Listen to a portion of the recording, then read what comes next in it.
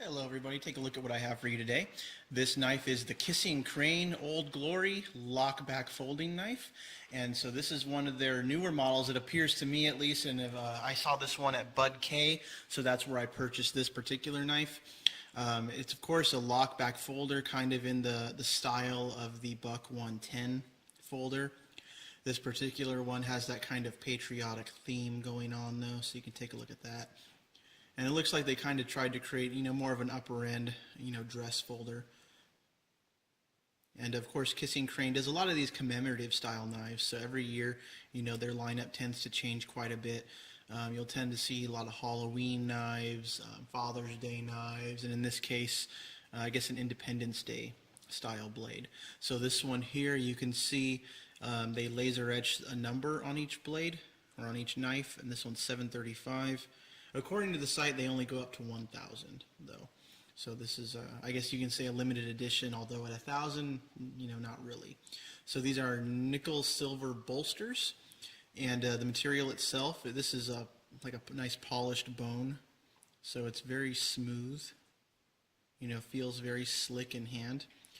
The white stars on the front of the knife here, I actually think it's kind of funny. They put 53 stars on this knife, so they were 3 away from getting it correct. I think they just tried to fill the handle full of stars, and they weren't really thinking about the number on there, but it is 53 stars, perhaps because the knife is, of course, this one's made in Taiwan, so doesn't surprise me too much. So that's just the simple box it came in. Of course, overall length of this knife, 8.5 inches, so it is, of course, a full-size lockback folder. Blade length is a 3¼ inch sharpened edge and about 3.5 inches total length. So this knife did not come with a sheath, which in my opinion is kind of a downside because this knife costs $40. And for that same $40, you can actually go buy a Buck 110 folder, same size as this knife here, except it will come with a sheath. And of course, the Buck 110 is made in the United States. So again, you might want to show off that you're being patriotic with this really cool design, supporting the Kissing Crane brand, but the Buck 110 itself, about the same price, made in the USA, and it includes a sheath. So that might be a downside to you. But I think most people who buy this are going to buy it for the collectability's sake, because who knows how long this particular run of knife will be around. And it does look pretty handsome. Good look to it.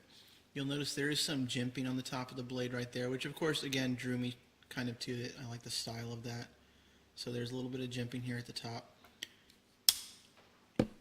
And the Kissing Crane logo you can see right here. There we go. Back side of the knife just has the model number, generic stainless steel marking, and the knife is marketed as a 440 steel blade, which of course is far from a super steel, but not uncommon from what I'd expect from these Kissing Crane imported knives. So it has a lanyard hole there in the back.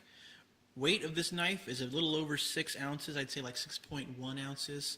It doesn't advertise that on the site, but I did weigh it a few days ago, and so I think it was around 6.1 ounces. So it does weigh a little less than a Buck 110. The profile is a bit thinner perhaps, so you can see that there. But just kind of wanted to show this piece off. And of course, what the knife is laying on today, check this out right here. This is what they are calling a knife burrito. And so if this interests you, this was actually given to me. I won this in a giveaway on Blade Forums. So there was a giveaway thread, and a gentleman, I forget his name, I'll post it on the video here. He was giving this away, and these are actually custom made by one of the makers on the Blade Forums. So they call it a knife burrito because, as you can tell, if you're trying to protect a knife, you can kind of wrap it up nice and neatly in here. And so there you go. And so it comes in different styles. It's, made to order type of deal where you can choose a different type of cloth you see on the outside, and it has the Velcro opening to keep it protected. So if you have a particular knife you want to keep protected in storage or in travel, I think this is kind of a cool solution. And of course it looks good on video. It's a nice backdrop for getting nice contrast for a knife. So, and you could really use either side for that. So that's kind of cool.